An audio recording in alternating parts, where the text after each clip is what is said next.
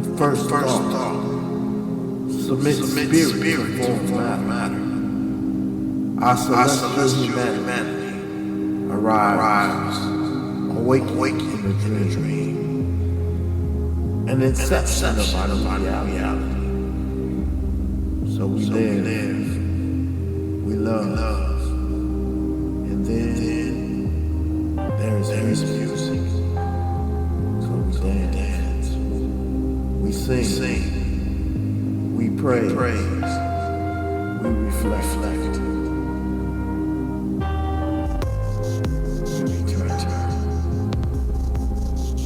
In the infinite in between, the now that was, faces dance in our dreams. Some familiar, some a single vision cosmic composition. In the irrelevance of this time, we realize the passion of the random action, learning the lesson that the brotherhood of man is far more important than the ego of any individual. Imagination becomes the sound of thought, traveling at the speed of light. So we paint on the canvas of our ephemeral encounters, a masterpiece of memory that lives in the eternity of a child's.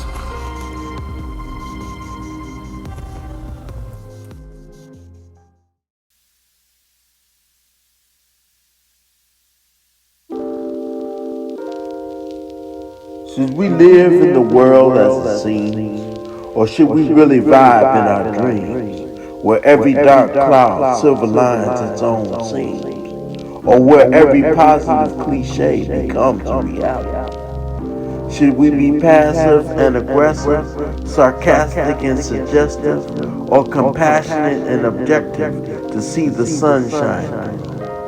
Do we fight the power, man the watchtower, or strike up some chords with brush and pen, burn candles and incense and sit and zen? Whatever we do, even as fools of this school, is show and prove. So even with little faith, seeds from the smallest fruit that said, move mountain, and it has been moved. And this is the testament of man. Wherever anyone or anything attempts to replace your I am with I can't, always know the Creator has a master plan, and shout boldly to the world, yes, I can.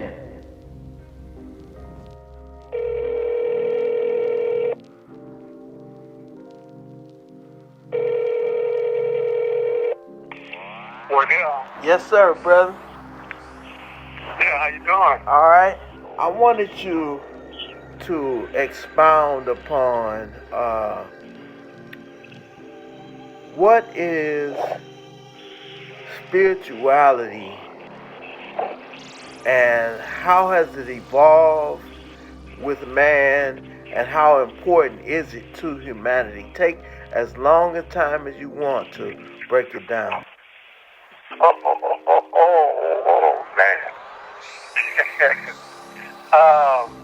That's something I wrestle with for a long time. What it actually means to me. That's the first part of it. Yeah. It's basically, I'm not asking you to just define it for humanity, but just break it down for yourself. Okay, I appreciate this. I really do. It helped me to fully understand myself. Okay, so the first part would be what does spirituality means to me? Yeah. Okay. Well, I think spirituality is very important. I really do. And maybe trying to be a spiritual person is important. And just in terms of what's going on around the world, I think it's very important. And the problem is, so many people are not very spiritual, just not the way they react. And you can say that's a big problem worldwide. There are people who are controlling other people, or people who are in power, are not acting very spiritually. towards a fellow human being. They take advantage of people who are poor, considered weak, or not as smart, or whatever. And they take advantage of that. It's a big greed factor in it, and this is prevalent throughout Christianity and other religions and all of that. There's some people who are in the church and they take the church really seriously, and it's something very important to them. They try to be good people and better people, and I think many of them do. Maybe even most of them do. I don't know, you know. But then there's other people who use it, that spirituality, as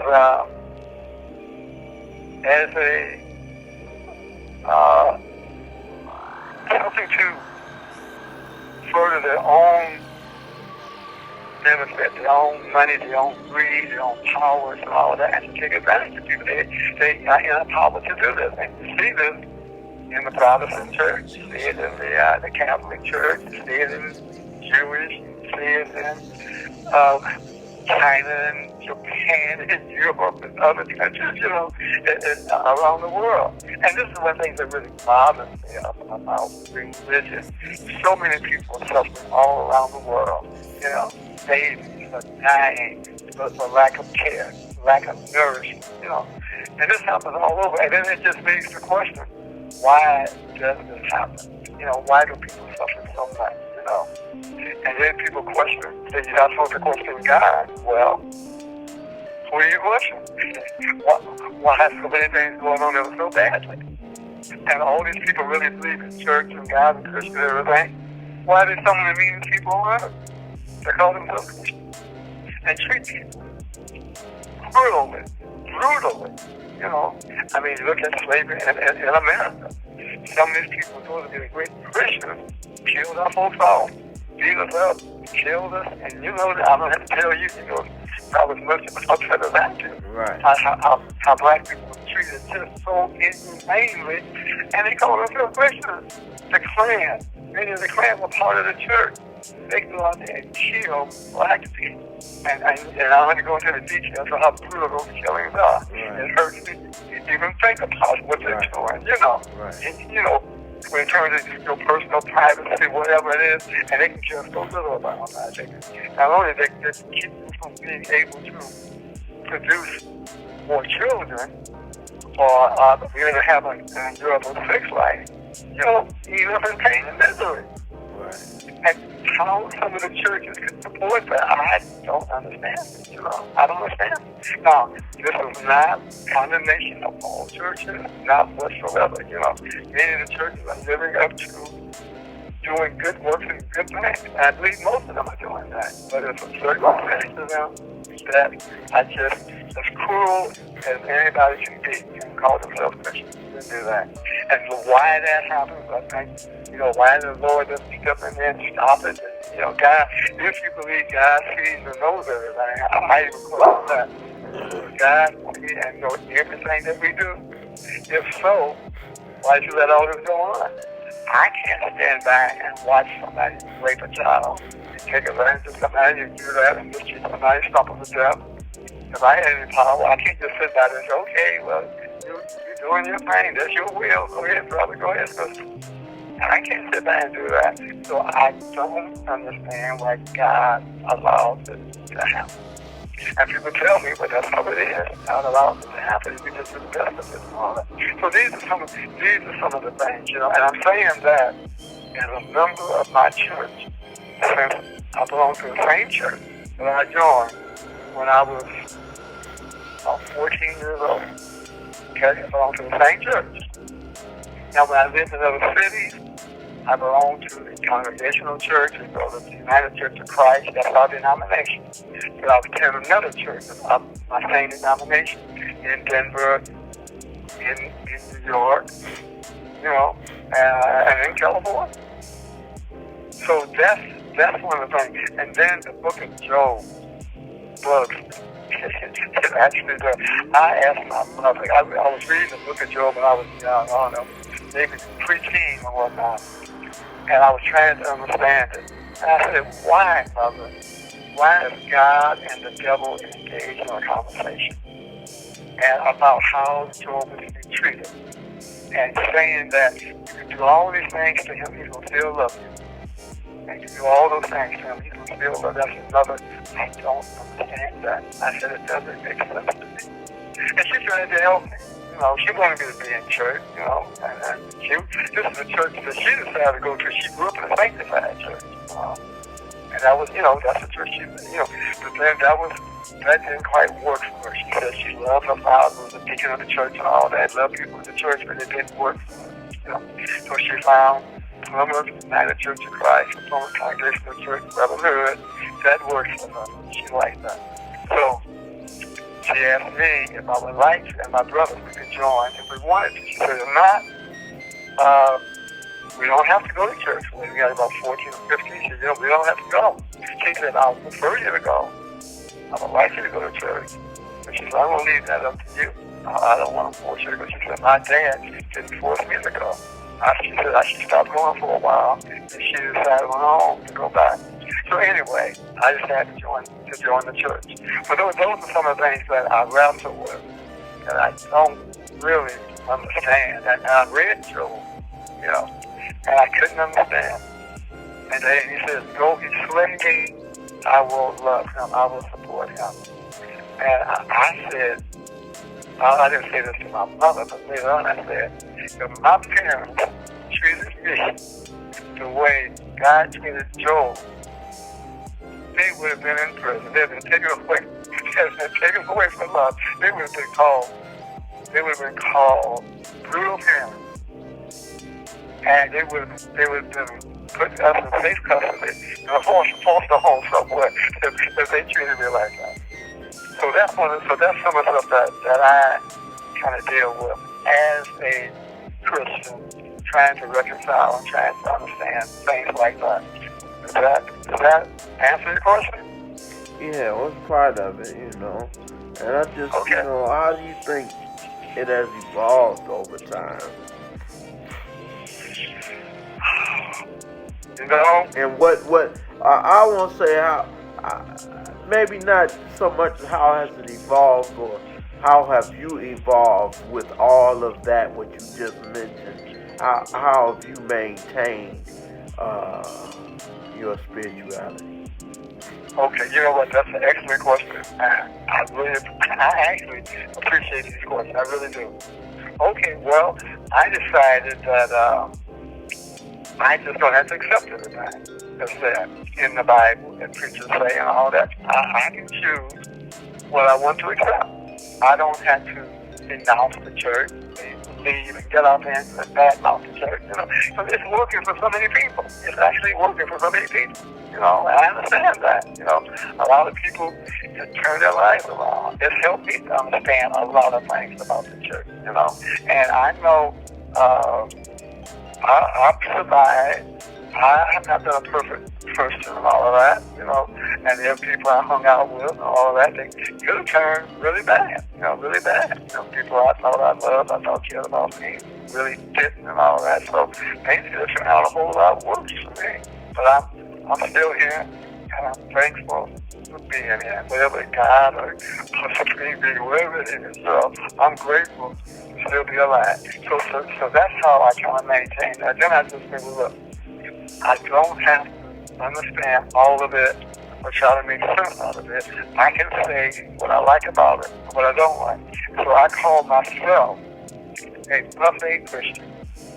And, you know, like you go to the buffet, I'll say I'm plenty of stuff out there. You know, so, and I kind of like going to a buffet. I can select what I want and put that on my plate. Okay? Somebody can come right to the same buffet with me. They select what they want. So they put it on their plate. And we can enjoy the meal together. You know? Whatever dessert I like to have some dessert. But I think it's important to have some vegetables. And some other things. I don't just throw my plate with dessert because it's there, you know. So that's my philosophy. A buffet Christian. And when I Google buffet Christian, oh my God, most got on that. Oh, somebody called themselves a buffet Christian. Well, they really believe in the Lord God and all of that. They wouldn't be so selective. They just accept God for what He is and all of that. And how dare them think they can get to choose what they want? And I say, yes, dare me. Oh, they can choose what I want. And I would enjoy my meal. You know, because I selected what I wanted to eat, drink, dessert, whatever. You know. Right. But now, banana pudding, my mother can make some of the best banana pudding. But guess what?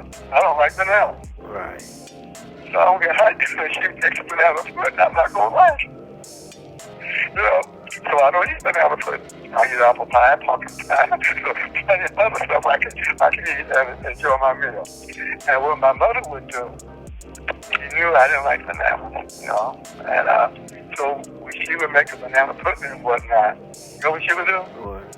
She would leave off the bananas and just make the custard, just make everything else with the whipped cream and everything else. And she would give me that in my own little special plate.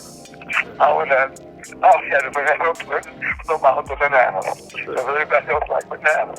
So therefore, I wasn't left out. You know. So that's kind of, yeah. So I would say that's how I maintain.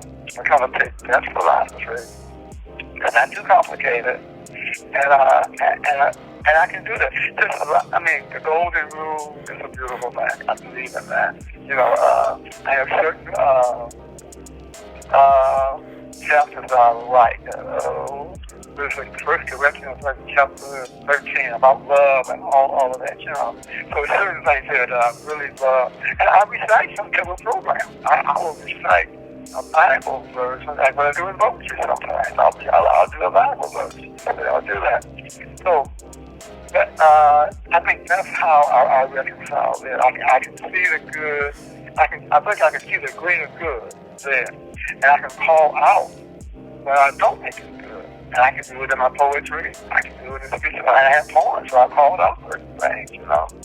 I think it helps me to do that. Just like, for instance, I can write scriptures I really like. But there's a scripture, I don't know, it's Exodus 29, I can still remember, you know. And it says in there, on the Sabbath day, no work on the Sabbath day. The Sabbath day is to be completely holy, you know. You don't do anything. No work whatsoever. If you do, you put to death. And I said to myself, that's a little strong. That's a little strong. And in this modern day and time, look at the people who work on Sundays. Okay, people work in the hospitals on Sundays to save lives, you know. And so when they go to church, you better make sure you have some gas in your car. You put gas in your car. Otherwise, you're going to be stuck halfway to church. You would not be able to get to church if somebody's working on Sunday. Now, of course, you can put some gas in the car the night before. I understand that, you know. But electricity, somebody got to keep the electricity going and all of that. So I just said, for me, that's a little too strict. I don't have to get mad about it. I just don't have to agree with it. I don't have to accept that. So I can go to church and preach and say certain things and all that. I said, okay, that's it, man, okay? I can listen to it. I can accept, like the buffet. I can accept what I want to accept from it, and the other part of it, I just put it aside, you know. But yeah, so I think that concept, a buffet Christian, it works for me. I can still be a part of the church, you know. Another thing, if a situation come up, you can ask questions to the minister about this, that, and the other. They have a talk-back session. Well, a lot of churches don't have a talk-back session because they don't want people talking back. Right. But then again, you can get a Sunday school class, and you can pose your questions there. And some of the minister folks Sunday school classes allow people to talk and express themselves. So it just kind of depends on what church, where you are, and how they accommodate people. So that's why we have a church of spoken word and poetry. Yeah. Right. Exactly. And some churches are real good about that because they see the importance of allowing people to express themselves. Whether it's through poetry, through song, or just have an open discussion. When they do that, you find out what things people are going through, one thing they might be hesitant to talk about, and they do. And I remember at my church, we've had youth. I was part of the youth group. That was a long time ago. But we would have on Sunday afternoon, about 4 o'clock in the afternoon or something, we would have a youth group, and we would come together and meet, discuss, and we could dance in the church. You couldn't get down outrageous and stuff, but just nice, kind of dance. Like ballroom. Ballroom dancing, right. So we could come, that way you could come back to the church, we could dance, have some refreshments and all that. Then we have a discussion time when people have questions they want to ask. And you come back and ask the minister.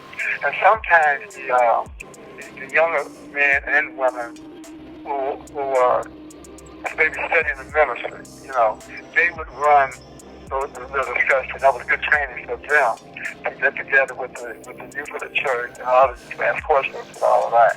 And then he would kind of answer those questions, and helping him his ministry, how he can make it more practical. So that was a good experience to have in church. And that included questions about sex. You can ask questions about sex, Then it was something real personal that you would be real embarrassed after telling everybody. You said you can write it down. Don't sign it. Just write it down. And then they would answer that question to the best of their ability. So I thought that was really important to have that in my growing up. And we would have retreats. We'd go out the country, out the woods. We had the church denomination had certain places like out in the country somewhere now. And we had that kind of experience. So all of that was, I think, was very helpful to me. So I to kind of broaden my spiritual essence and all of that. And then just kind of accept the reality of myself, how I feel, what I choose to believe and what I not choose to believe. And some of the things, it's like, some things are kind of far-fetched, but I guess it depends on your faith. Just like the poverty furnace, He said, Daniel. Okay, now, right, so they were telling the poverty furnace, but their faith was so strong they survived that. Now, I said, wait a minute. I don't think they're prevention to a poverty furnace. I don't think that's that. So I said, look, to me, as a poet, I said, I think that's really a metaphor.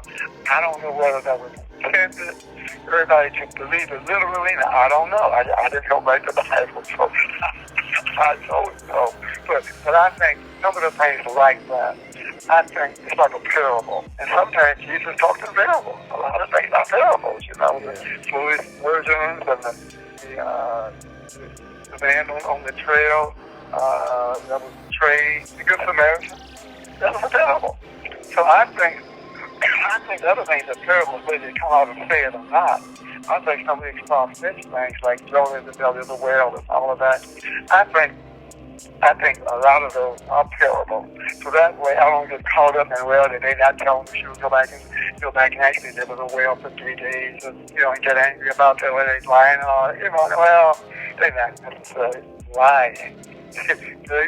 I think this is storytelling. It's folklore. So I call it folklore, storytelling, parables, and all of that.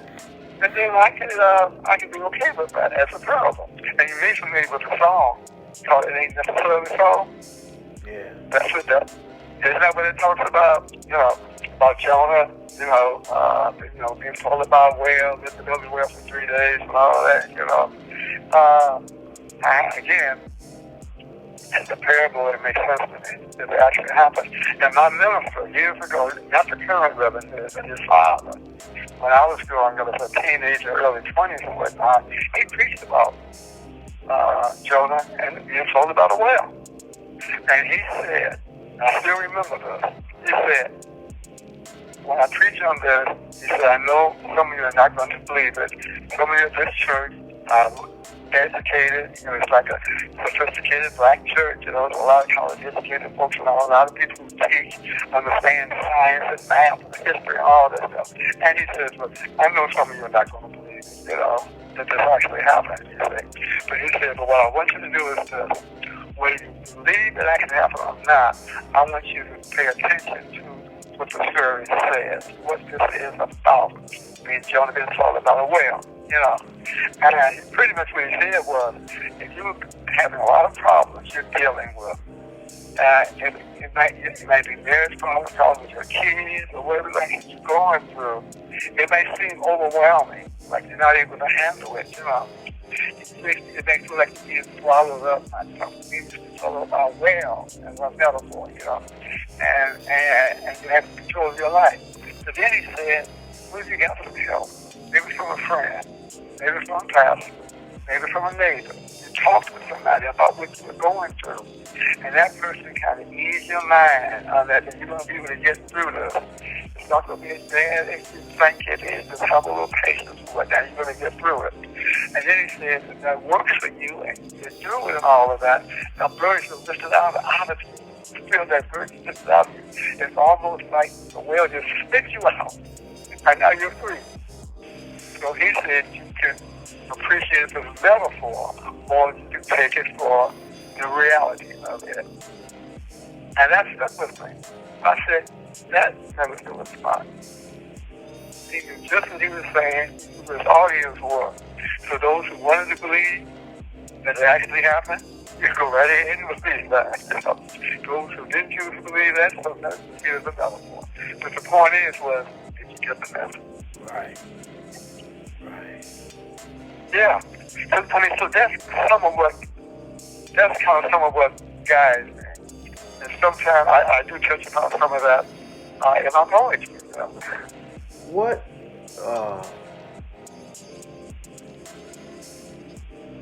What is some key things to be mindful of as a working man? A key thing to be mindful of. Some key things to be mindful of as working men. Okay. Well, I would say to try to live a good life. To try to treat people fairly and nicely, and try to be strong. In terms of temptations, try to be able to do that and make mistakes, to kind of own up to it. Or hurt somebody. Ask for forgiveness. I think it should just be, I would say we should continue to be a work in progress. We try to continue to be a better person, and to do that. And sometimes it can be simple things. Sometimes you can get busy and not return a phone call that you should have. And that's not the worst thing. But maybe that person will expect you to return the phone call. Maybe they have something important to tell you. Yeah. And you didn't call it. A week went by and you didn't even call them back. As a matter of fact, something they wanted to share with you was on their mind. So even things like that. Now, many people in business, like in show business and all that, they make time for not returning phone calls. And you're trying to see if they're interested in you, or are you going to be able to do this show with them? Are you going to record you, And you're calling them, and they don't answer, or now they put the voicemail on, so they got the message, they don't return the call. And they can be considered very disrespectful. They say, look, well, let me know. If you want me, maybe you don't. I'll distribute you. You seem like you like my work and what I'm doing. I want to be a part of your company. But then you don't respond. I don't get a message from you. So here's you is, here's you ain't. Don't work with me. Don't keep me. I just say, don't keep me hanging out. I mean, I come with a whole lot of songs there to talk about things like that. But anyway, that's what I think. Just a lot of things are not so complicated to do. Just a little kindness with the world needs to have as well. A little kindness, respect, a little kindness can go a long way.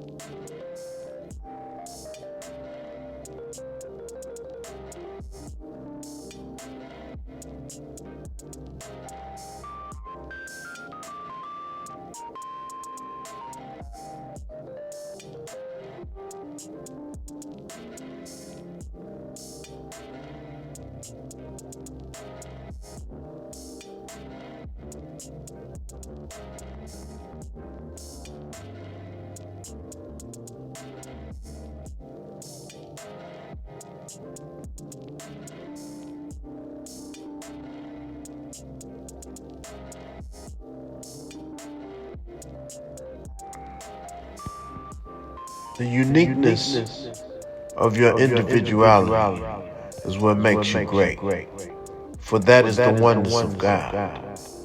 The love and compassion of your spirit is what immortalizes the essence of your soul, for that is human nature.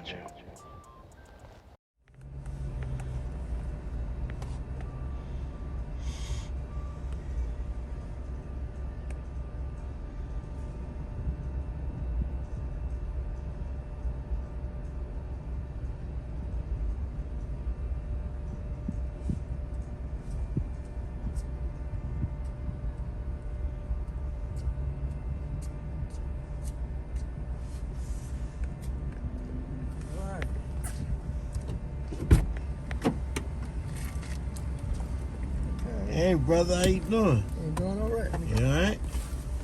Yeah. Good to see you. Yeah, same here. Same here. Yeah, so how you feeling today? Pretty good, pretty good. That's good, that's good. Get a lot of things done today? Got some things done. Okay, that's what's up. That's Mm-hmm, what's up. mm-hmm. Yeah, enjoying this nice weather? Oh, yeah. Yeah. That's a vast improvement over the last couple of days. Yeah, yeah. Mm-hmm. So,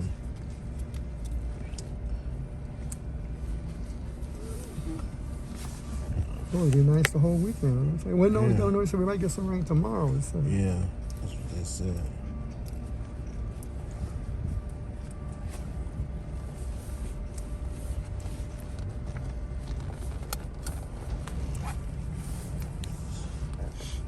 So we'll head down the Ford Park. Yeah. Mm-hmm. What attracted you to this area? Was it because it's by the water? That has something to do with it. Yeah. And then on the Jefferson bus line, that's something to do Oh, with okay, it. being on the Jefferson bus line. Yeah, that because that's one of the Pluses for it. fastest running buses. Yeah. Even though it gets slow at times. Yeah. But yeah, that. And then just then what was available too had something to do with it. Okay.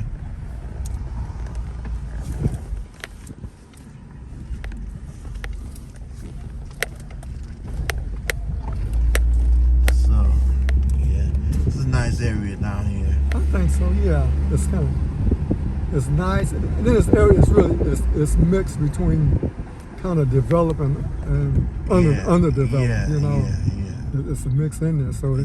it's a lot of room for more development. That's a nice way of putting it. Yeah, yeah. Mm-hmm. So tell me, who and what is the vibration and frequency known as Wardell, Montgomery? Well, let's see. I would say that would be a person who's very much interested in poetry, and poetry is a part of his life, and been on the poetry scene since the 60s. So it's been an integral part of my life as things have transpired in this country and around the world. At an early age, I started writing poetry as a teenager, so it has kind of been a part of who I am, writing about social and political things, as well as family, humor, and other topics. Okay. That's cool. Yeah, we used to come down here and I think I went in this temple before. Okay, over here, This yeah. Hare Krishna temple. I've been in here before. I think I went in there a long time ago. I can't Okay. remember. I was younger. When I came to this park, I was like, yeah, I remember this park. You know? And, Yeah, so it's been around for a long time. yeah. And That's the lagoon right there, ain't it? I guess, yeah. Right next to that the goes- Silver Bank, yeah, right? right next to, yeah. Yeah.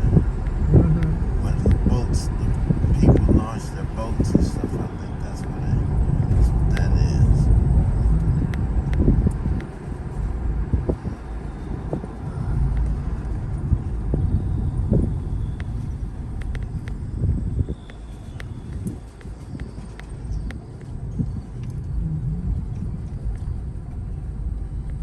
going to build a new center over here too. Yeah, oh yeah? Yeah. It's Atlantic going Center? Yeah, but it's going to sort of replace Maharis, but Okay. it's going to be over here. Oh, okay. So they're not building a new Maharis center. This is going to be the center Oh, okay. for this area. They're still going to keep the park? Oh yeah. Okay. That's going. I think that's a major part of it is that it's going to be part of the park, part of the landscape. Okay. Mm-hmm. It's going to be right where this building is. Oh, okay. Where you want to go? Let's see. Along in here is probably let's see. That bench over there? Yeah, that or either in that little area. That's probably. Okay. That's where probably. that? Yeah. The orange? Mm-hmm. Okay. Unless you see some other part of the out over here. So That's a nice spot. You said where? You go where? You come to this park? Yeah, come all the way down to the river and walk all the way down to the end of the park there. Oh, okay. And then take that, which is like getting near what Manistee or Marlboro, wherever that is. Okay. And take that back to Jefferson. Oh, okay. And then come on down. So by that time, I think that gives me what? A good couple of miles, wouldn't it? Yeah. That's what I was thinking. Yeah. Yeah. Mm-hmm. Let's walk on over here. Oh, man. Batteries low. Well, I'm not sure I get at least a couple of miles in. A number of times. So. Yeah. So there's some really good questions, that's for sure.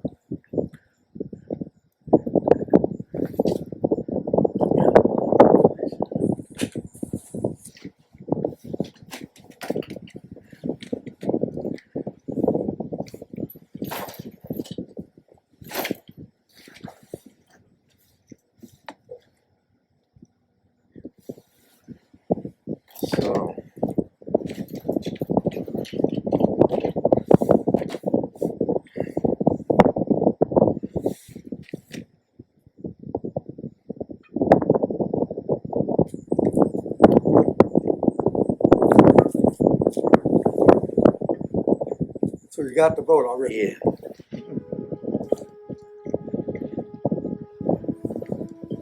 So. I guess I should not have my sunglasses on. No, you can't. You be yourself. Okay. Looks cool anyway.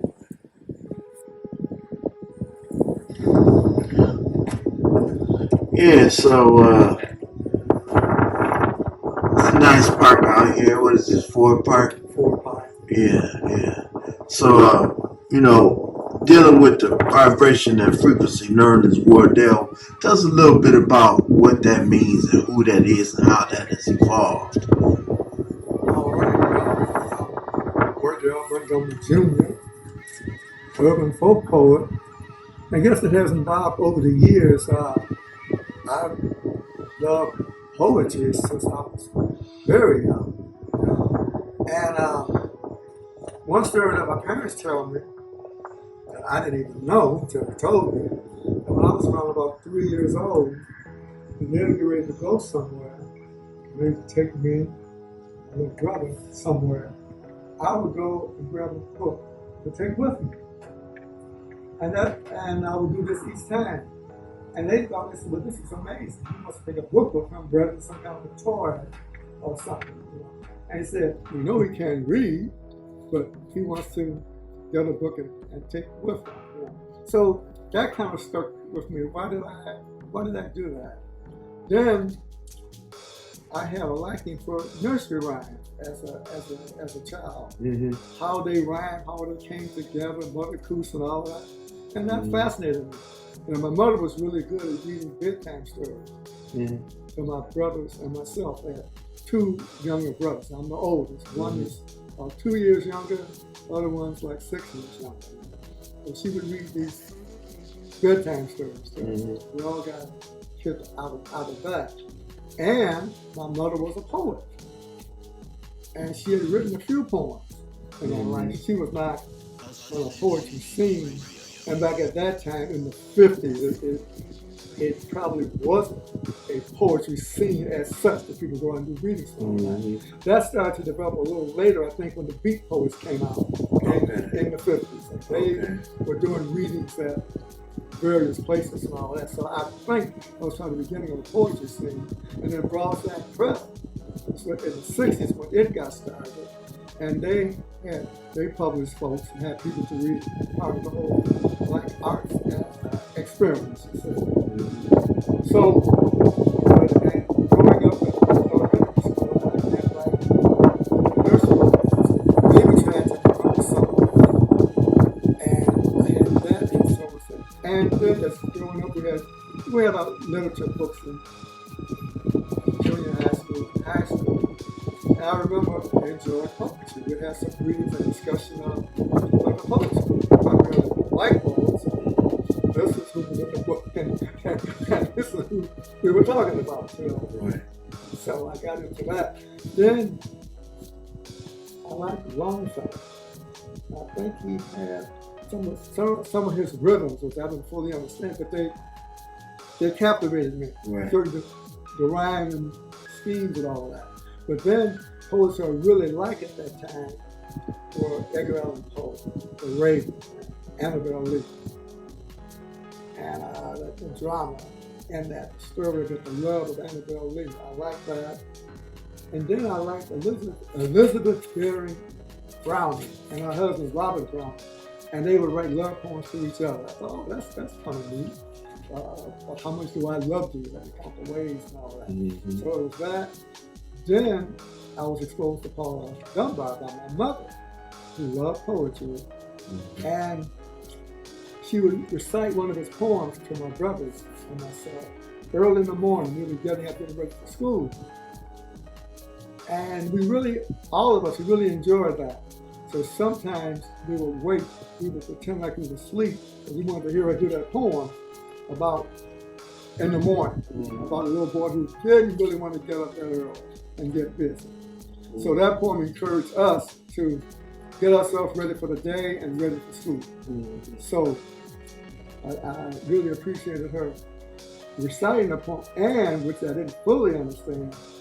My mother spoke very good English, She graduated from high school of commerce and all of that, which is a pretty big thing in the 50s and stuff. The late 40s, actually, she graduated. But she would recite the poem in dialect, in the Black Negro dialect.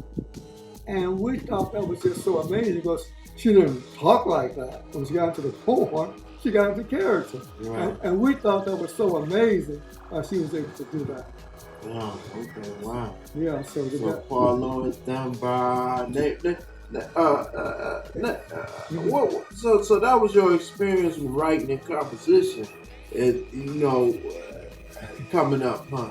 Yeah, I think that was then in our classes we had to do some reading of poetry, some discussion of poetry, and kind of learning how does that come together. So I was learning that in middle school and high school. Then in high school, I started actually writing poetry. Okay. I wrote my first poem at age 16. Okay. And that was inspired by the girl next door. And we were like probably too young to be my girlfriend, so we were playmates, And I read poetry to her.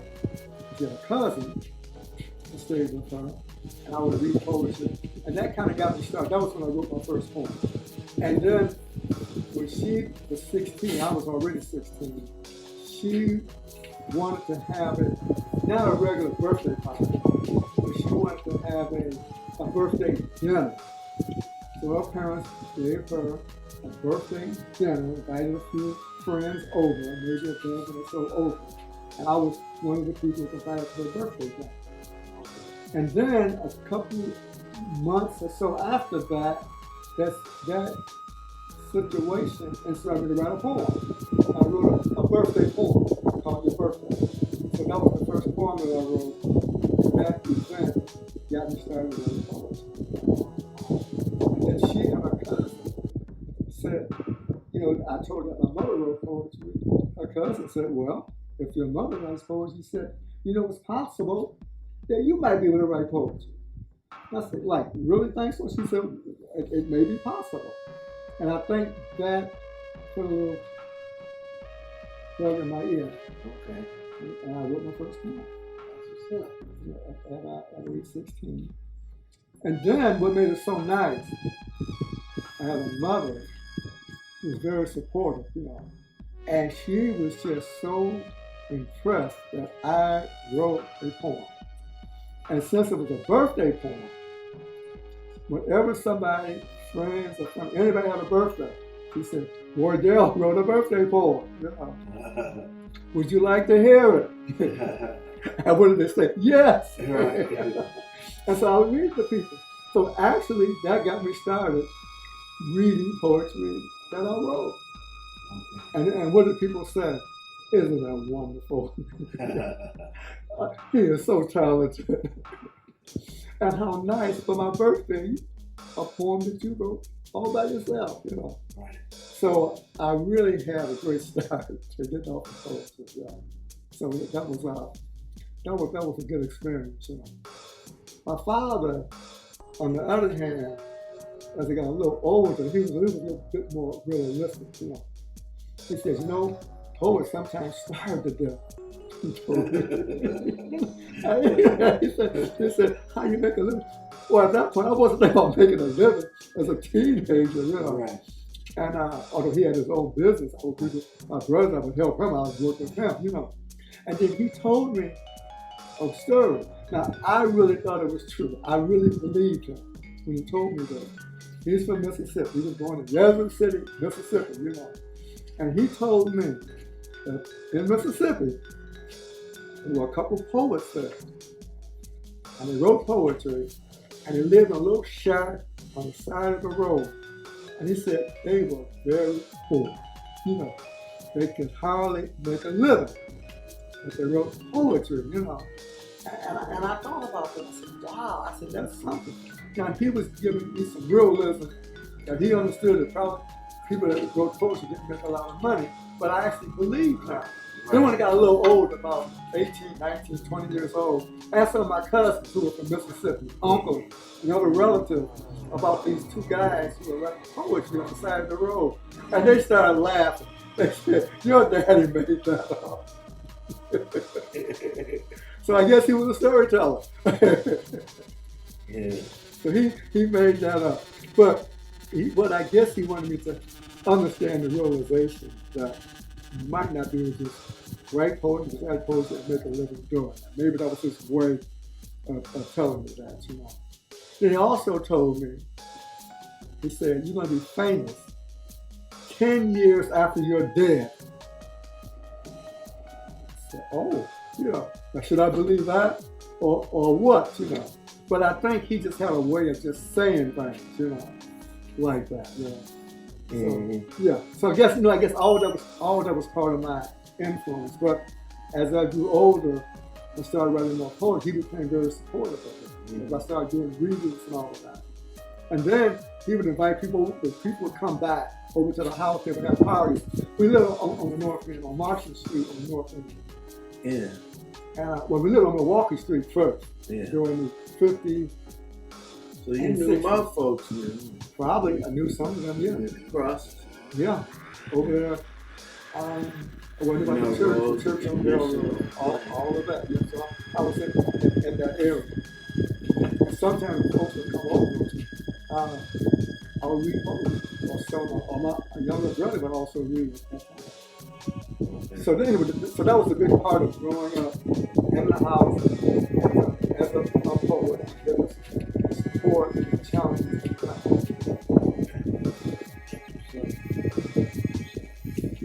So let me ask you this: you've done a lot of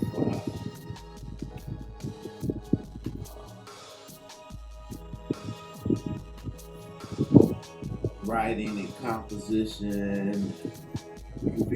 You even done some work, written some lyrics for some songs. Is that true? That is so true. that is so true. How I got started at it was not thinking I was going to be a lyric writer or songwriter or anything as far as being active in the whole music industry. I just, as I said earlier, I just love writing. So then, as a teenager, they had books that came out with about the popular songs, the top 100, the top 10, and various radio stations. So they had their top 10 songs. So I found that interesting, and they had the lyrics of the songs in this booklet, booklet that came out maybe once a month or so. So I found that interesting. I started reading the lyrics and all of that. And then I started connecting between lyric writing and poetry. And then as I was reading it, I said, oh, this is poetry, these are song lyrics, these lyrics and poetry. I would enjoy the songs in there, whether it was R&B or country and western, sometimes it's jazz. I got exposed to a variety of music at the same time. And then I was looking at these lyrics, and then I noticed a song I liked, was Smokey in particular, was singing about it. And then I could hear the poeticness in his lyrics and all that. I read the lyrics, I listen to the songs and all that, I can get the connection. And then of course, these are popular songs, he had a great voice, this is Motown was coming about, this was getting into the middle 50s, so this is when the rock and roll was kind of coming of age, probably about mid-50s. Motown was started getting off the ground then. So all of this was kind of, I was seeing a connection there. So I just started trying my hand at writing lyrics. And so I wrote some poems that later became song lyrics. What songs were those? Okay, well the first one was one of the first poems and lyrics that I wrote when I was about 18. And it was called Just a Mistake. And I wrote it just as a poem. I was about 18, and some 10 years later, at Rapper House, the Marino brothers were part of Rapper House, and they were with Dave Hamilton's studio, TCB, and let's see, Joe. Let's see. Anyway, he had his own station. Dave Hamilton. Yeah, Dave Hamilton. And then he had some various people that worked with him. Other names that would come to me. But anyway, it's just a mistake. The Marino brothers liked the poem. And again, I was at Rap House. I was hosting the Poetry Weekly series at Rapper House. And so they were part of the Rap House experience. In fact, they lived upstairs over Rapper House, which is almost a fellowship for Motown. It's kind of where Ford Park is now. And they're building on Christian Freeway in Woodward. There was Motown's like office building and studio. You see. Yeah. So Mrs. Rogers, the Rogers at the Rap House, is practically across the street. So anyway, Ed Marino said he liked that poem. He said he could put a melody, he ended up putting a melody to it. And the Marino brothers started singing it at Rapper House. They showed it to Dave Hamilton at the TCB studio, and lo and behold, they recorded that song, Just a Mistake, and another song on the back called I'll Take My Flowers Right Now by another writer. So that was our first record. That was like 58. I had done another one kind of experimental record about 57, Sandy Cleveland, and that was recorded. These didn't charts splash, but it was a way of breaking into the record business and getting some compliments from people and encouragement from people to do that. So it just got a little airplay. And so it was giving us a good start. And that was the Wardell brothers' first song that they recorded. So that was about '68. So that was a big part of that. Then a few years later, I did another song with the Reno Brothers in the early '70s. By that time, they left Dave Hamilton, and they were with Invictus, Howard Ocean House, Invictus. And then they recorded a song under the Reno Brothers, and I wrote the lyrics to, called It Doesn't Have to Be That Way. And it was on their album. And Russell Springer did the music to it. So it came out quite nice, we thought. And then they did the rhythm scene in Detroit. They put the strings on in New York. So they were making a real big deal out of it. And I was, favorably impressed being signed by Howard Dozier Howard as a freelance writer. And then having this record out with the Reno Brothers, who were doing some gigs around town, kind of making their way around and all that. They were the tradition of the Temptations, you see. So I felt like this is a big break. To be with Howard Dozier Howard, the record out, the song on the album. Also the same company had several acts with Howard Dozier Howard. Honeycomb, Laura Lee, The Glass House, Frida Payne, on and on. They had over a dozen. And what was so nice about it is the Payne sisters, Frida and Sherry, were friends of mine. My mother and their mother were friends since middle school, and they were in each other's wedding. Oh, okay. So I'm already friends with them. I'm with the same company with them. I said, it might be a possibility that I might get to write something for Frida and or Sherry Payne, And I said that would be nice, have the friendship to develop into a song, maybe even a hit song. Right. So that was a nice experience being at the company there.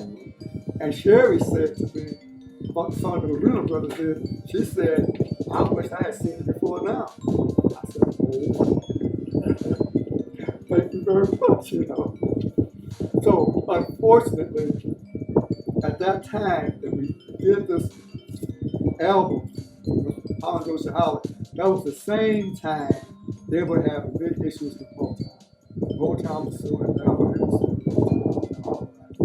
and Motown said they stole their sound. That sound was their sound. And Howard Dozier Howard said, look, we created that sound. And Barry Gordy said, yeah, but you got it from me. In essence, that's the lawsuit in a minute, okay? It was a lot more detailed, a lot more ugly than that. Right. So that's what it boiled down to. Right. So then after that, the song got no promotion. After that, So there was my big chance to get the big hit with Howard Dozier Howard, and then it went like that. I said, well, let's showcase. That's the reality. Right. Mm-hmm. Wow. That's interesting. But the song came out quite nice. And now, fortunately, I have 5 songs recorded. All of them are on YouTube. All 5 of them are on YouTube. Okay. And I thought this was nice. They didn't make a big hit, but somehow, I guess YouTube. What is it under your name? Well, you know what? You can find it under my name, but basically it's under the name of the singer. That's how most songs are listed, by the singer.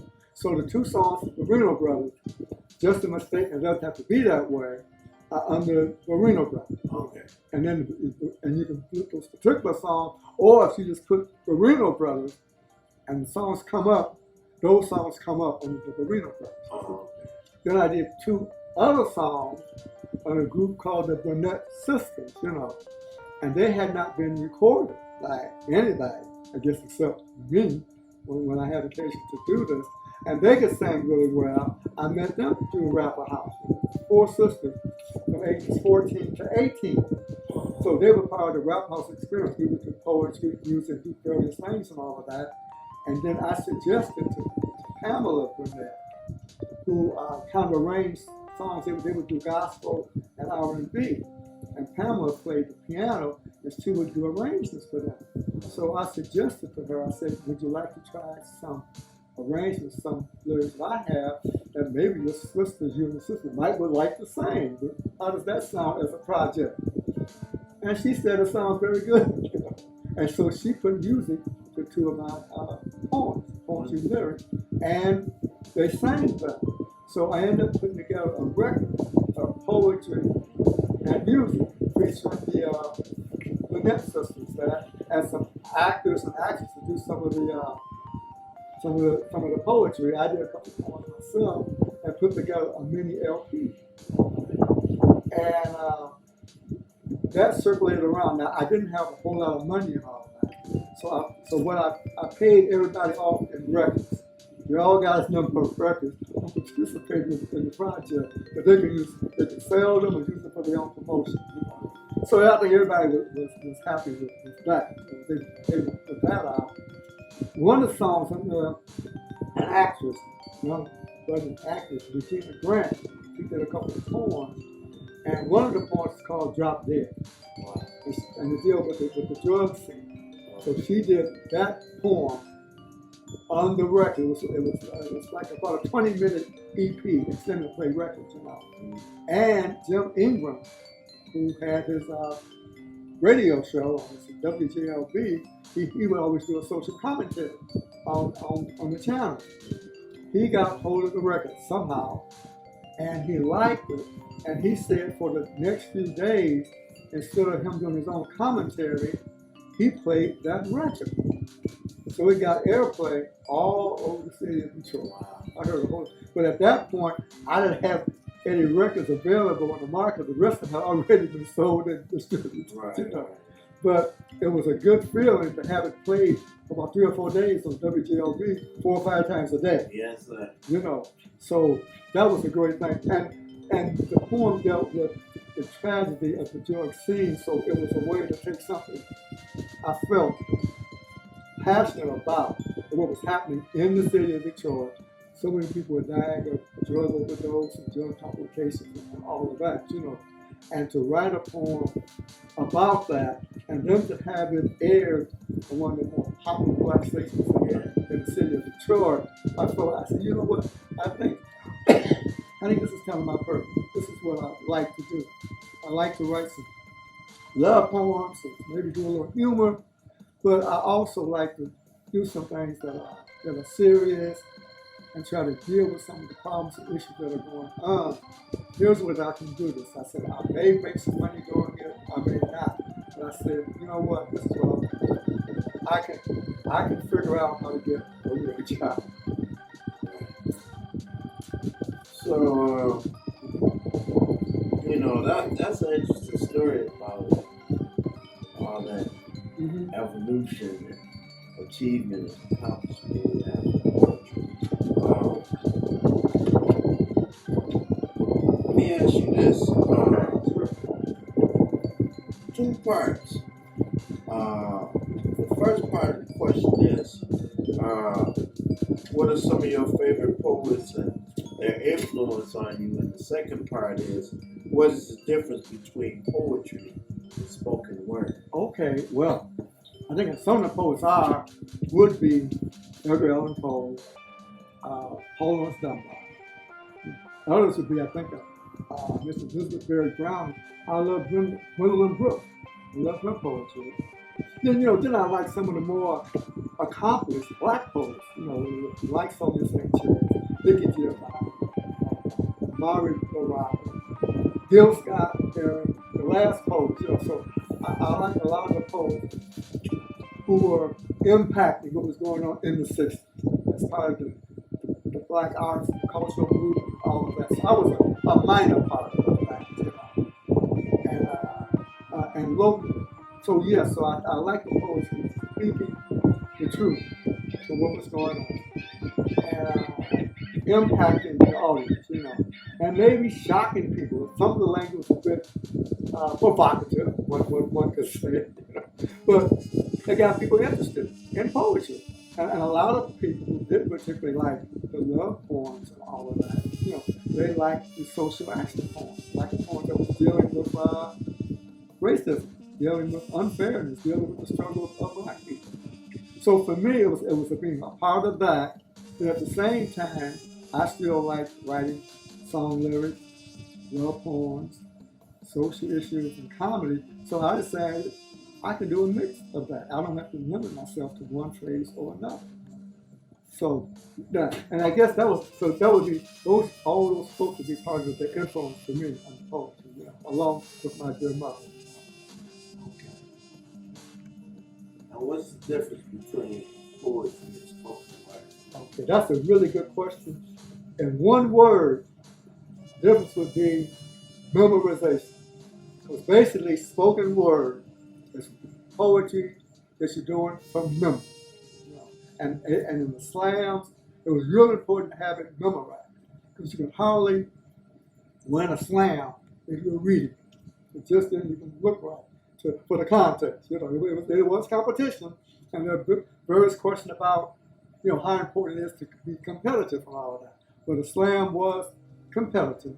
But I think it brought some very good poetry into the mix as well. So, but then to win the contest, they said that the criteria was to have a poem that was well written and well spoken. It was sort of the combination. You can do the combination, speak it well and write it well. That's how you get the big points in that. I took part in it. I was not a super slammer as such, but I like the challenge of being in to see how well could I do in a poetry slam. And so there were times I got to the semifinals at various slam events and all of that, and I said, okay, I wasn't sure if I could do that, So I was okay with that, and that helped me to be able to perform poems at occasions where maybe it was more important to perform it. And at the same time, I was still comfortable reading my poetry. Yeah. But I would say that would be the big difference between poetry and spoken word, is that the performance of it. Do you have like a pivotal poem of influence on your life? I would say one of the poems I like, again, The Raven, says a lot about life, by Ariel Poe. Also, Dunbar's poem has a poem called Ere Sleep Comes Down to Soothe the Weary Eyes. And it talks about the struggle a person goes through trying to survive and all of that. And of course, that was written in the 1800s, That one really moved me. And there were times I would read that at someone's funeral. Sometimes I would read a poem of my own, but there were times I would read that poem by Dunbar, because I would touch me and touch people and all of that. So yeah, so those are very typical poems in my life. Okay. That's what's up.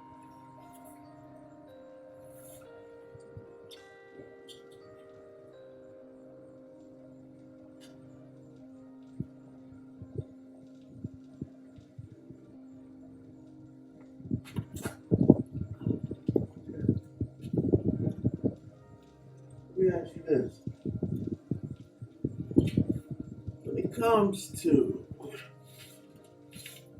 Detroit, what is the purpose of Detroit and its arts? That's also a good question. I would say Detroit would be one of the major places for art, poetry, of various kinds of art.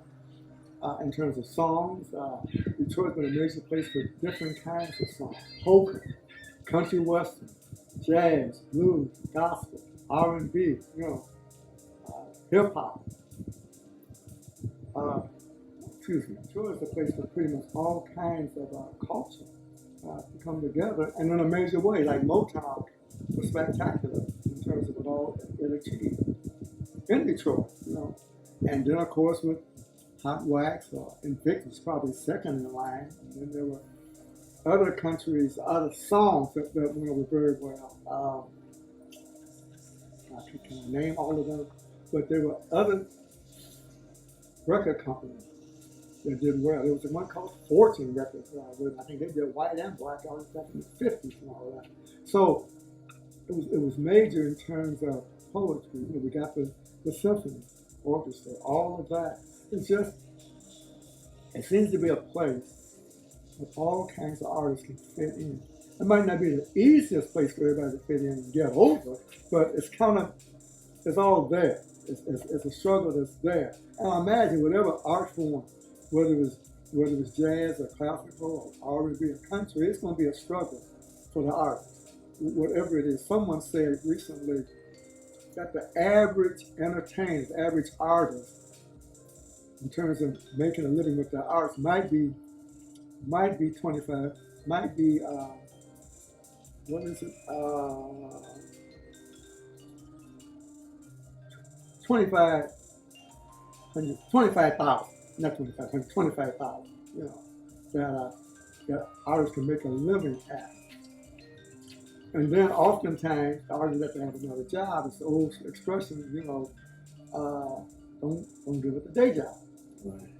And that's very real, But and then are those that have been a part of the lucky, talented few that's gone on to make a lot of money at it. So the potential is there. So that can give a lot of encouragement. The possibility is there that you can make $1 million. So the possibility is there. But we also know it is a struggle there. So I think it's that combination. And I think that's what keeps it going. It's knowing it's a possibility is there and the struggle is there. And then a lot of people just really love it. And a lot of people accept the fact, I may have to do another job.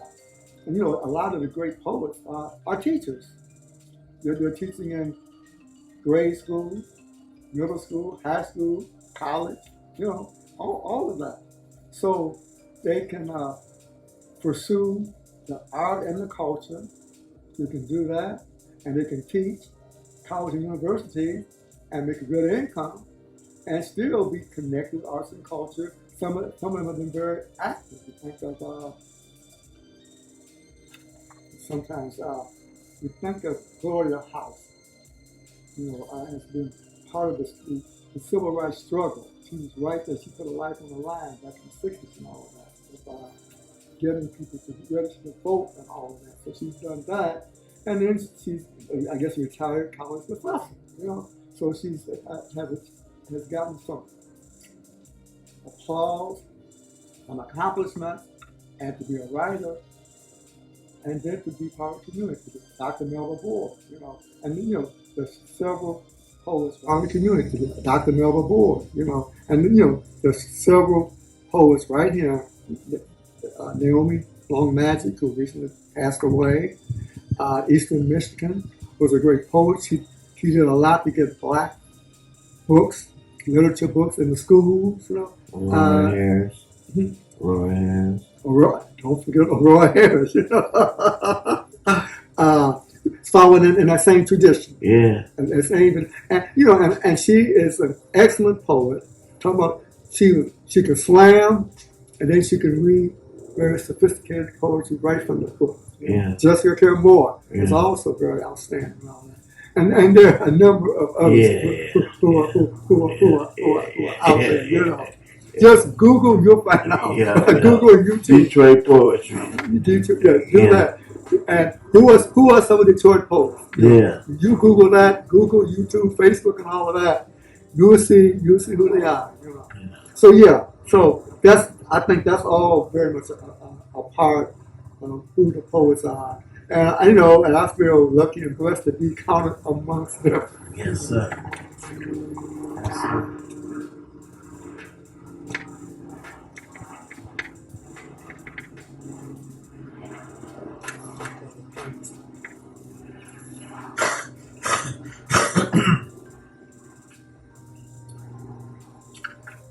Let's get back to family a little bit. Mm-hmm.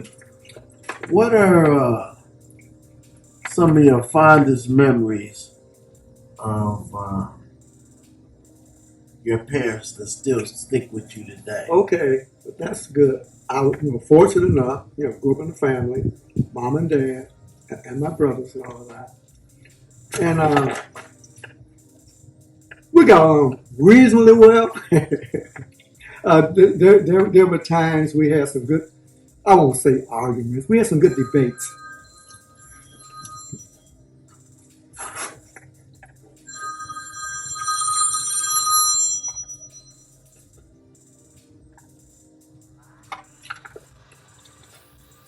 Yeah. We had some good debates. And back, especially in the 60s, during that time in the 60s, we didn't all agree on how things were going in the 60s, My youngest brother writes poetry, and he's a very good writer, and we've done programs together. So he was more on the militant side. I was more on maybe the moderate progressive side, Mm-hmm. So we would have some discussions, maybe even arguments, but we remember we're brothers. Debates. Debates, that's better. So we would debate, but it was to the point, it's like, we're not going to get so upset and not remember this is my brother. Right. So we had respect for each other. Our work was different at times. And we'd be on the program. And people would say that we're brothers. They said, we'll have a different style of poetry, I said, well, we have our own thoughts and our own person, So, and he wrote some really good poetry, maybe more strongly worded than mine. But I had respect for his writing, and he had respect for mine. And we were in programs together, so that was a good experience. And on some occasions, my mother joined us with her poetry. Oh, wow. So that was really a nice experience to have. What was the names of some of her poems? Okay, she didn't write a whole lot of poems. A couple of them, she wrote one, The Preacher in the Church, and about a preacher who wasn't living up to what you would hope a preacher would do. So she sort of called him out. Oh, okay. In her poem, The Preacher in the Church. Then she did an essay about Black consciousness. And my mother, in her later teens, along with Frida Payne's mother, Charcel Payne, the mother of Frida and Sherry, they were in a very radical group at this time. It was called the NAACP. They sponsored an essay reading. I don't know if it was a contest now, but they were asking young people to write about the Black experience, or maybe been the Negro experience at that time. And so my mother wrote, and the Payne's mother, different ones wrote these essays and all of that. And in this latest booklet, the essay is included in my latest booklet, the essay that my mother wrote at age 17, and about the importance of race consciousness. So that is really special that she wrote this at age 17. Mm-hmm. Yeah, she wrote that at 17. So that was kind of that was a part of it. Then my brother chose to have an African name rather than the European name that my parents gave him. My father had a problem with that because he didn't use the Montgomery name officially as he went out and about. He kept it legally, but not officially. So my father didn't like that. And but my mother said, I understand. I understand what we're dealing with out there. She said, I gave him one name.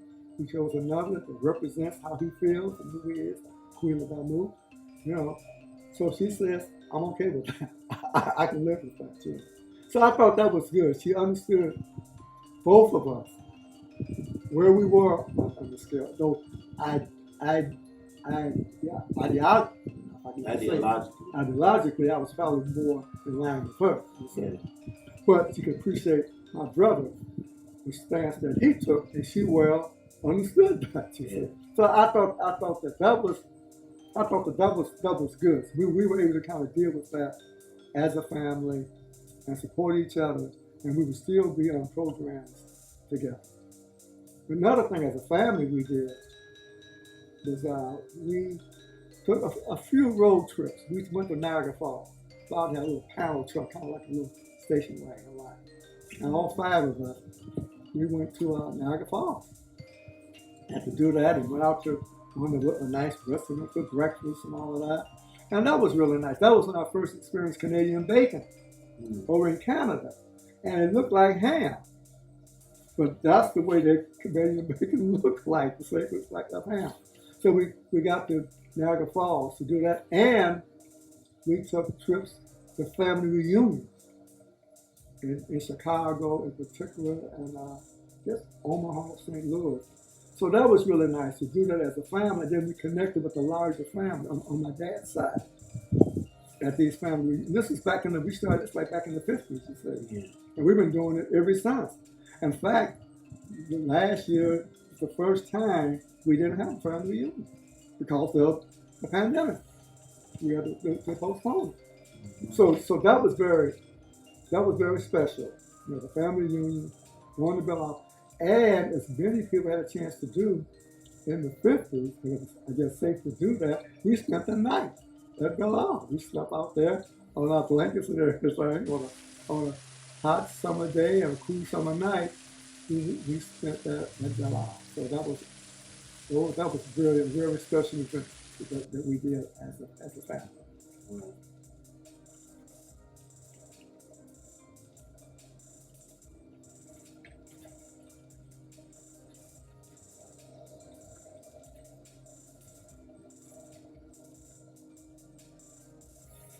So,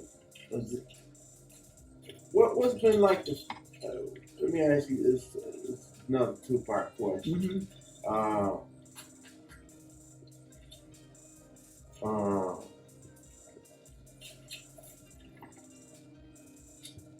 How does it feel now being an elder compared to your days of youth, and also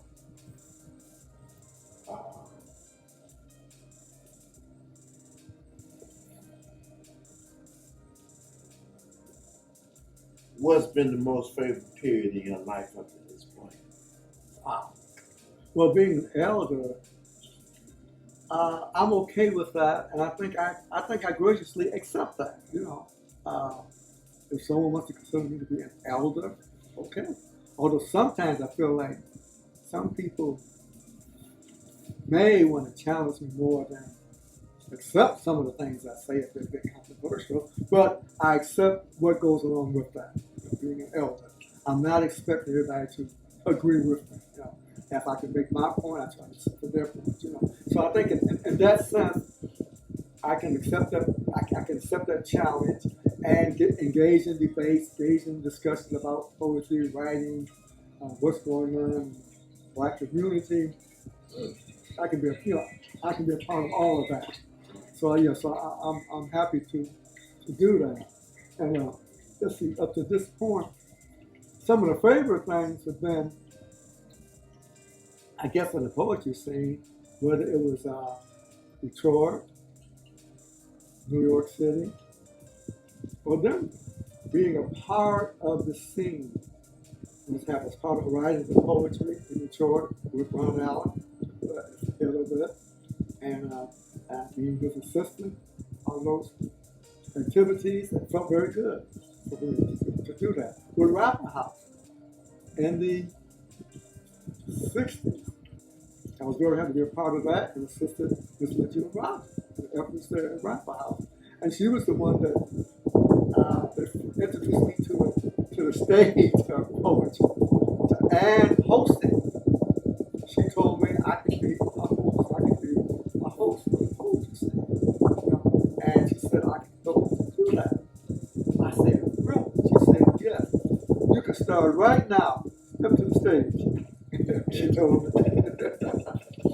And she was absolutely wonderful. Many people, she booked acts for Motown. Before Motown became well established in the music business, Mrs. Rogers booked their acts. She was one of the first people to book major acts with Motown. So I think that was very powerful in Detroit.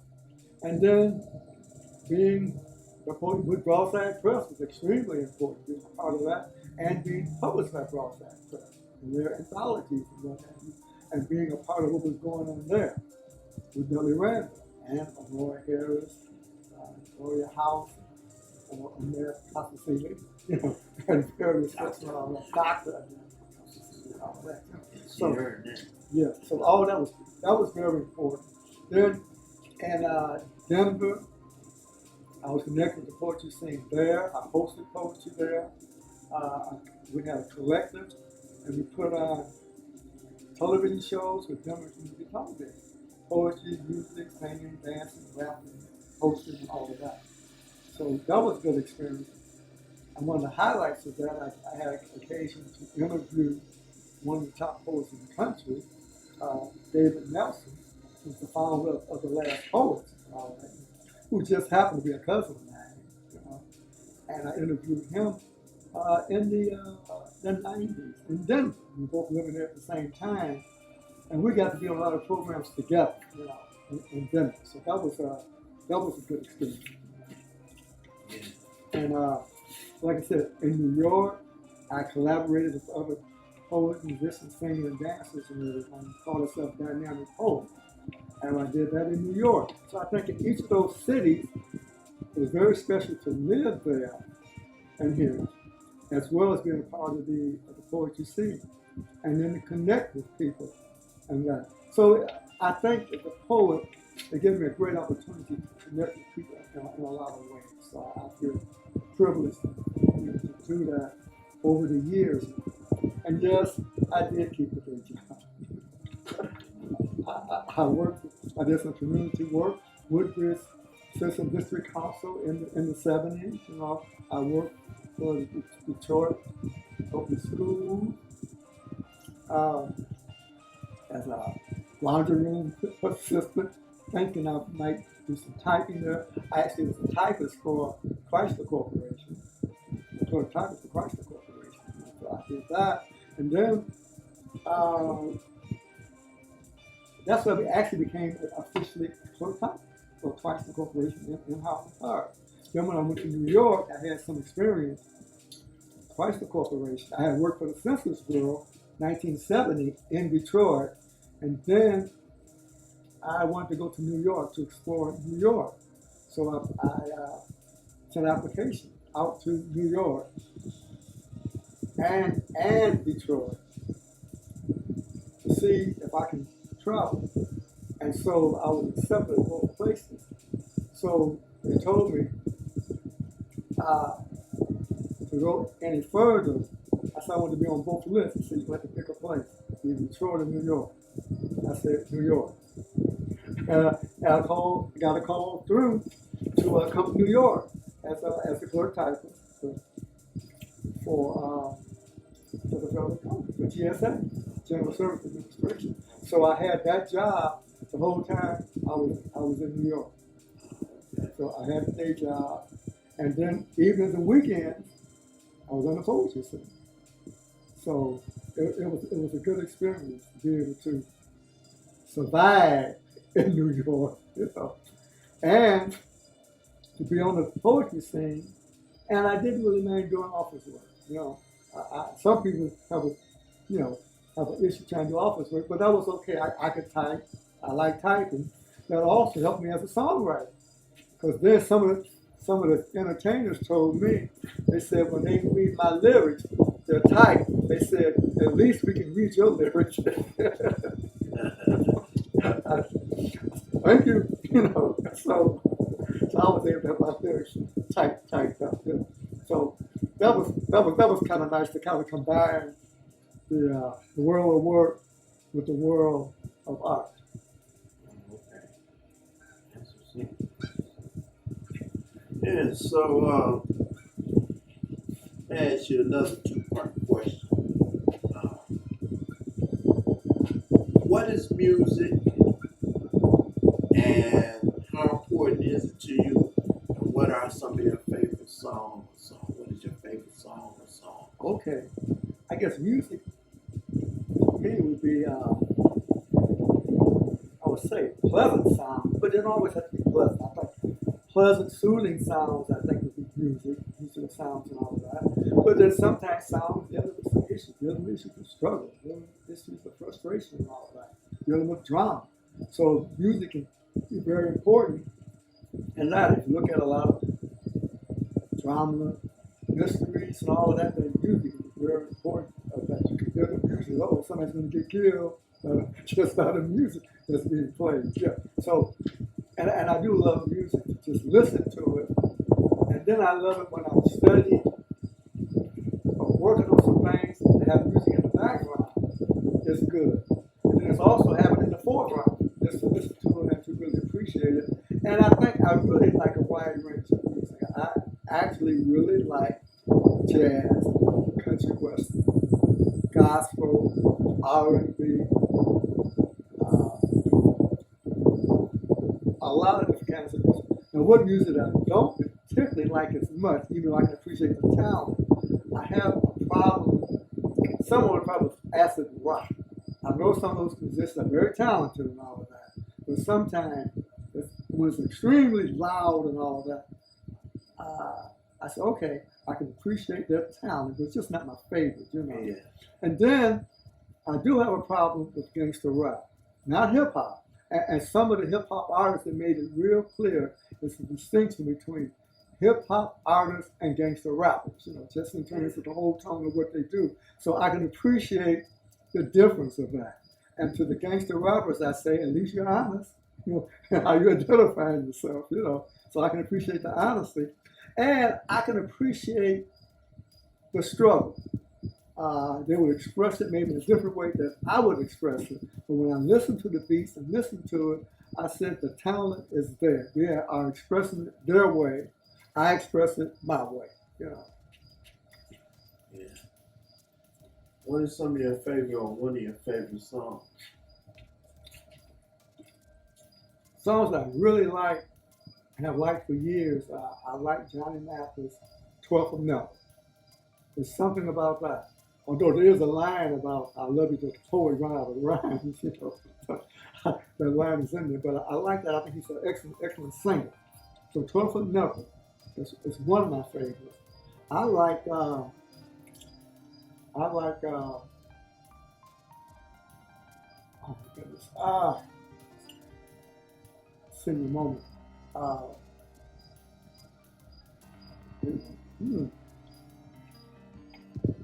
It's going to come back to me. I like Aaron Neville's about the song about God on our side.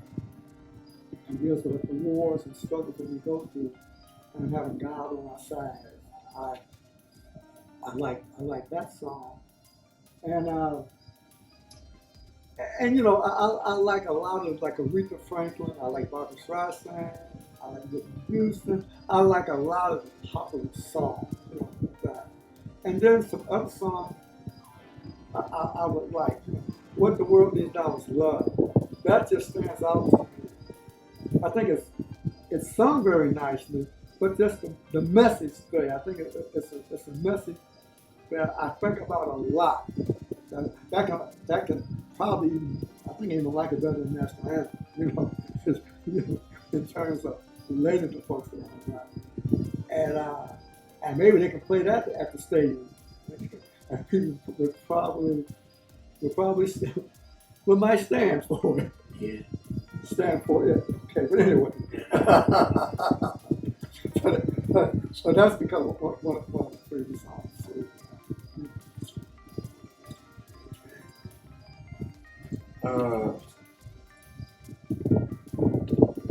I asked you this one in reference to, I'm referencing a little bit of what Farouk and Tony Allen and them brothers created at Rio Galaxy. So I asked you this question: how important is the Rio to the Galaxy? Very important.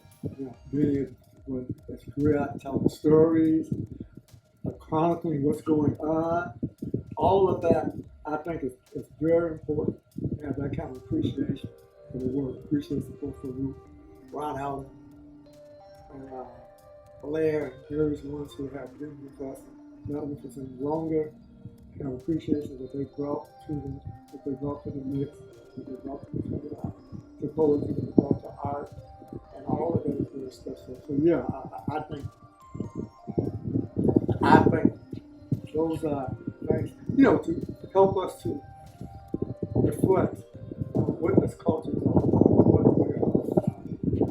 I think it's all necessary.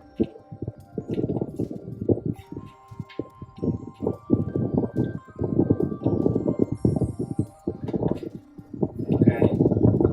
This might be kind of a tricky question. Coming from the heart, spirit. What is ideal woman? Okay, I think that's a good question. I would say, when I think about it, I would look at people. Who do I know? What women do I know? And then, what women do I know as I was growing up? Well, my mother, I would say, would come close to that. Aunties, cousins, family members. Many of them were just absolutely wonderful people. Everybody's not going to be rich and famous and all that. But when I look at the family, look at the women and the family, most of them were really good people. When I look at the aunties and cousins, hardly any of them, they would say they were just like awful people. I could pretty much say by and large, they were all just really, really nice people. So part of being ideal would just be somebody lovable, kind, friendly, helpful, loving, all of that. So that's what I think. Inner beauty is very important. Some people, of course, have outer beauty and inner beauty. But more important, is inner beauty. And that's what I would feel. It comes to the idea would be somebody like that, somebody that would be interesting to talk to discuss issues. And what I found in my family, a lot of people, most of the people in my family like to talk. And this was really good. I can engage with the women and the men in these various topics and discussions and get how they feel about these different things. Where I would agree and they would not agree. But I would have helped one of my own barber. He was my barber. And in his barber shop, on Greenville, Detroit, they would have discussions. He would lead discussions at the barber shop on various topics. We're talking now the 50s and 60s, or the 50s, 60s, and 70s, And that was the time to learn a lot just in the haircut. And just in the barber shop, expressing himself, doing himself. What was that? This is the last question. It's really not a question, it's a quest. And I want you to bless us with some of your gifts and talents. Okay, I'd love to do that. Now, how much time do I have? I can read something from the book. Take your time and do whatever you like. I'm not going to read the whole book. That'll be another thing. Let's see.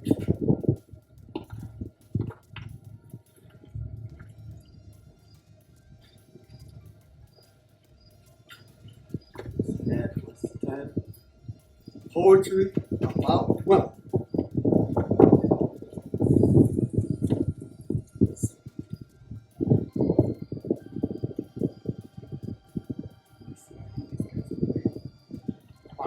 Anyway, let's see.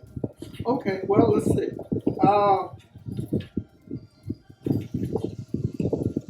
I could do what? 4 or 5, half an hour, something. Okay. Okay. You know what I'm going to do? I'm going to start off. It's poetry about women. Now, my mother has a poem in here. So I think I will start off with her poem. And she was about 12 years old when she wrote this.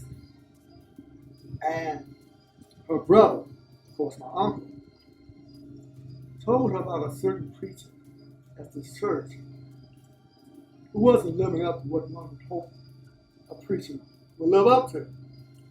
And just my uncle telling this to my mother inspired her to write this poem. This is probably one of her first poems. And, oh, excuse me.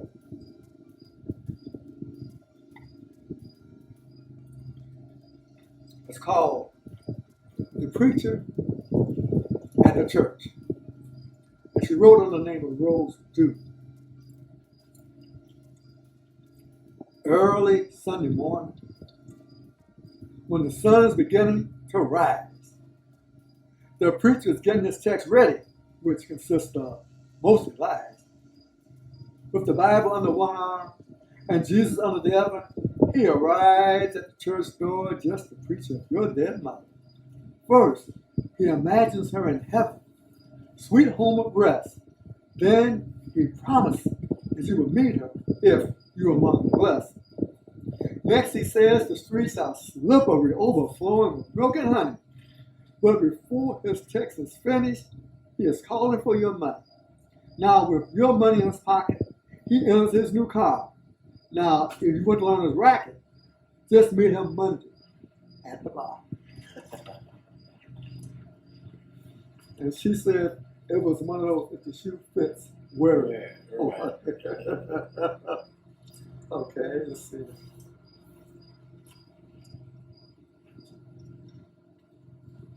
Let's see. I'm going to do this. Okay. This is. Okay, this is one I call in the meantime. I know you want to find that certain special guy who will fulfill your every prayer and fantasy. My situation is so complex, you will last with just so long with me. I may not be the best lover you have had, or one day hope to find, but I know I can keep you satisfied and smile happily in the meantime. I don't love you enough to settle down or to be your one and only, but I love you too much to let you go to some dude who will leave you sad and lonely, thinking he would be that wonderful, nice guy, only to learn you've been told another lie. I don't want you to make a fool of yourself and be caught in such a lie. Give yourself a chance to find that Mr. Right guy, but let me be the one to love you in the meantime.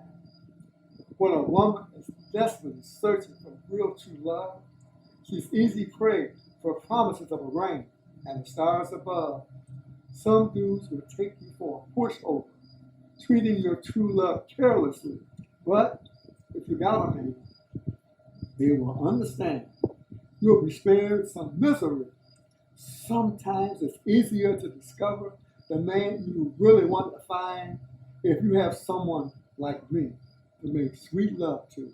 In the meantime, we can sit down and rap about this love game openly, because you know that I intend to remain single and free.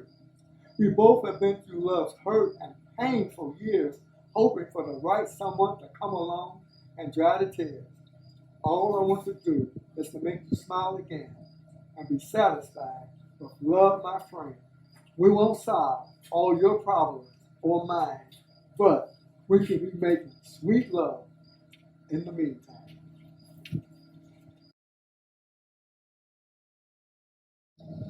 It's called I Don't Believe. I don't believe all homeless people are lazy. All corporations are corrupt. All lawyers are liars. All politicians are crooked. All young people are hopeless. All pretty women are tramps. All good-looking guys are dogs. All poor folks are stupid. All white folks are racist. All black folks are criminals. All Asians are aloof. All American Indians are alcoholics. All cops are killers. All priests are predators. All baby daddies are deadbeats. All intellectuals are out of touch. All artists are crazy. All gays are recruiters. All rich people are greedy. All atheists are troublemakers. All Jews are oppressive. All Arabs are terrorists. All Muslims are fundamentalists. All Christians are arrogant. All Buddhists are boring. All Americans are ugly. I don't believe in stereotypes. Thank you very much. Okay. Man, let me. Montgomery Jr. Let me ask you one last question here. Okay. Then I'll let you do another piece. Okay. If you could go forward in Okay. time All right. with health intact, Mm-hmm. also along with this, what would you give to the body? What would you give? What words of wisdom do you have to the people there and to the youth coming after you in the generations now? Okay. Wow. Words of wisdom or advice. Okay. I say basically something as basic as the golden rule: you treat people the way you want to be treated. I think that that's important, and I think to try to do something for other people.